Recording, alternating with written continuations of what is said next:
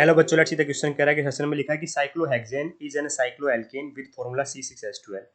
देख रहे बेटा, साइक्लोहेक्सेन होता है ये बिल्कुल सही बात है बेटा। साइक्लोएल्केन है, साइक्लोएल्केन का मतलब बेटा साइक्लिक रिंग जिसमें सारे सिंगल बॉन्ड हो, तो बिल्कुल साइक्लोएल्केन है बेटा ये। कार्बन कितने बेटा इसमें 6 और हर कार्बन बेटा 2 हाइड्रोजन लगे हुए, तो इसी C6H12 इसका मॉलिक्यूलर फॉर्मूला भी है। तो इसका मतलब क्या हुआ बेटा, ये बिल्कुल स्टेटमेंट एसेसन बिल्कुल करेक्ट लिखा हुआ बेटा, है ना। ये साइक्लोएल्केन है बेटा, है ना, एलिफेटिक एल्केन नहीं। अब बात करें बेटा रीजन की, रीजन लिखा है कि general formula for alkanes. Cycloalkane की बात नहीं कर रहा, जनरल फॉर्मूला फॉर एल्केन की बात कर रहा है। जैसे मान लीजिए मैं CH4 की बात करूं या फिर मैं इथेन की बात करूं, CH4 मिथेन हो गया, तो इसमें 2 कार्बन होंगे बेटा, तो इसका जनरल फॉर्मूला होता है CnH2n+2, है ना। तो देखिए बेटा बिल्कुल सही लिखा हुआ है, पर ये एल्केन का लिखा हुआ है, इसका कोई रिलेशन नहीं है साइक्लो एल्केन से। इसका मतलब सेशन भी सही है, रीजन भी सही है, पर रीजन करेक्ट एक्सप्लेनेशन नहीं दे रहा सेशन की, क्योंकि दोनों स्टेटमेंट अपनी अपनी जगह बेटा बिल्कुल सही है ना। तो ऑप्शन नंबर 1 इसलिए इनकरेक्ट हो जाएगा, कह रहा है कि रीजन भी करेक्ट एक्सप्लेनेशन दे रहा है सेशन की, ये बात नहीं है बेटा। ऑप्शन नंबर 2 परफेक्टली करेक्ट होगा कि दोनों करेक्ट है, रीजन करेक्ट एक्सप्लेनेशन नहीं दे रहा है।